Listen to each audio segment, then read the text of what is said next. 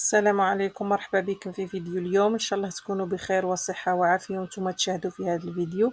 اذا اليوم راح نعمل طاكوس بحجم عائلي، مليح بزاف، مناسب لفصل الصيف، اللي يخدموه كساندويتش ناخذوه معنا للبحر. الاولاد راح يحبوه بزاف. اذا راح نحتاجو الدجاج، قطعته قطع صغيرة وتبلته، خليته بقى في التتبيلة، ومن بعد طيبته في قليل من الزيت.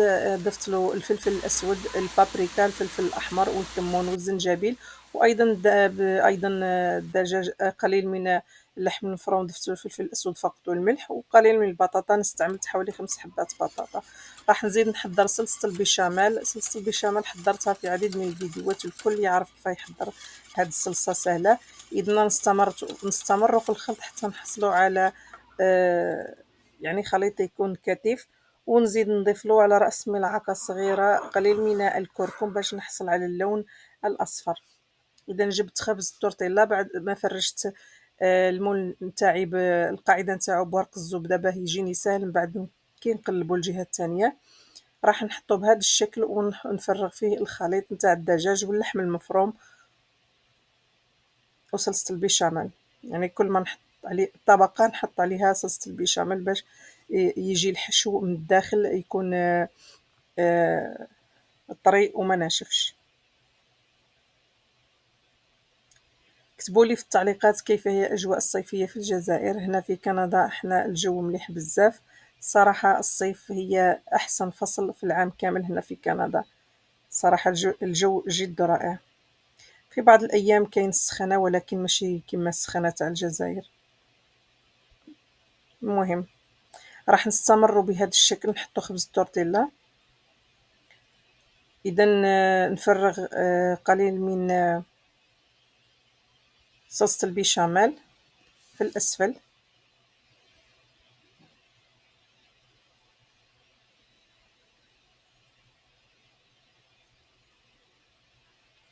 بالمناسبة حبيت نشكر اللي اشتركوا في القناة مؤخرا، نقول لهم شكرا جزيلا، وإن شاء الله يعجبوكم الفيديوهات اللي ننزل.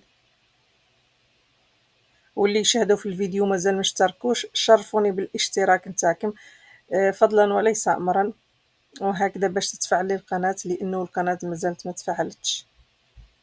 إذا نحطوا الدجاج بهذا الشكل، نحاولوا نوزعوا على جميع الجوانب.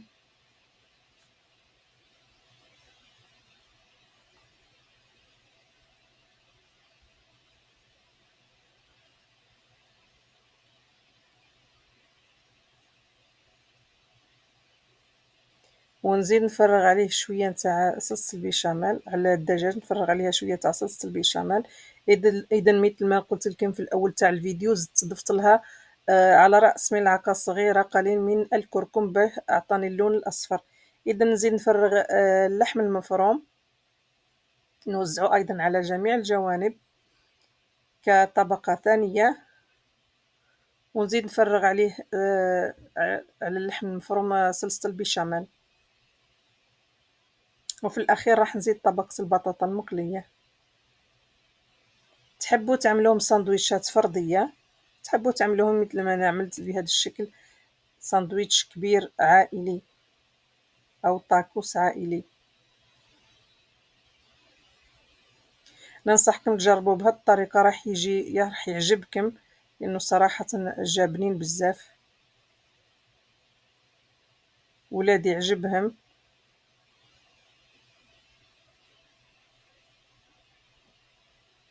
إذا نزيدو نفرغوا البطاطا المقلية بهذا الشكل.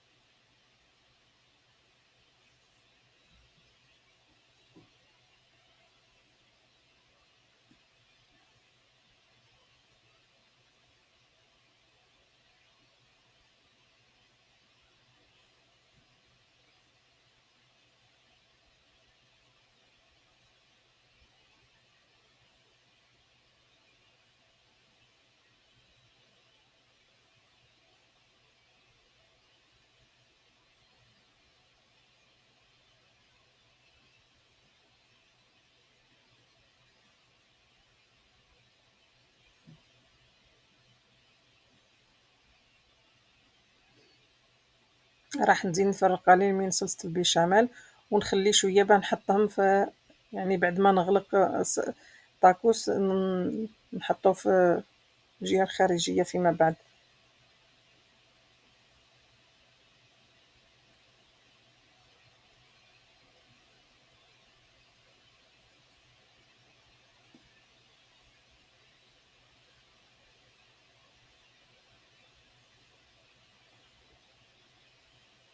إذا نبدا نقفل في الجوانب نتاعو بهذا الشكل، ونزيد نغطي الوسط ب... ب... بزوج خبزات نتاع التورتيلا او بوحده حسب راح نحط ونشوف.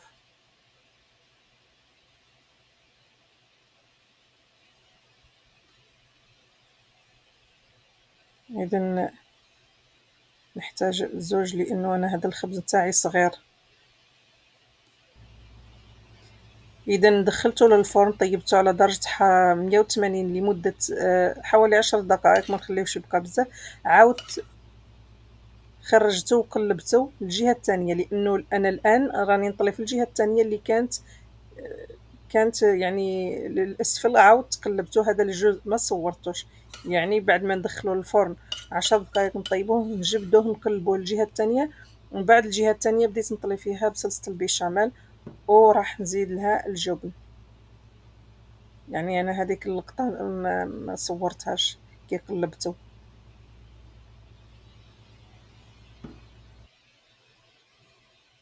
اذا نحط زدت غطيته ورشيت عليه جبن. استعملت جبن شيدار، نتوما تقدروا تستعملوا اي جبن عندكم متوفر.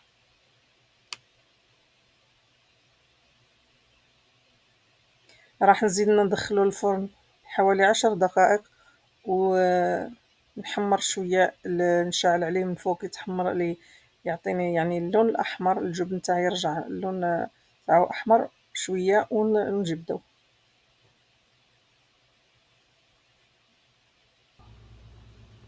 اذا الان بعد ما طلعته من الفرن راح نقطعه ونشوفه كيفاه جا.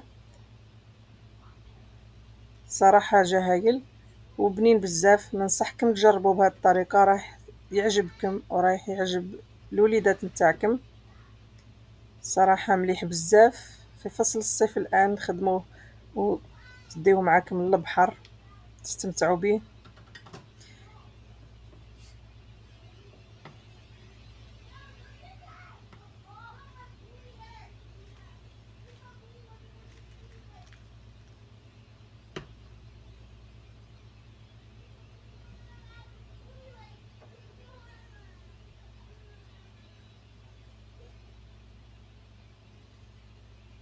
اذا وصلنا لنهايه الفيديو، نقول لكم شكرا على المشاهده.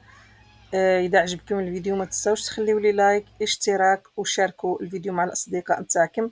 الى اللقاء.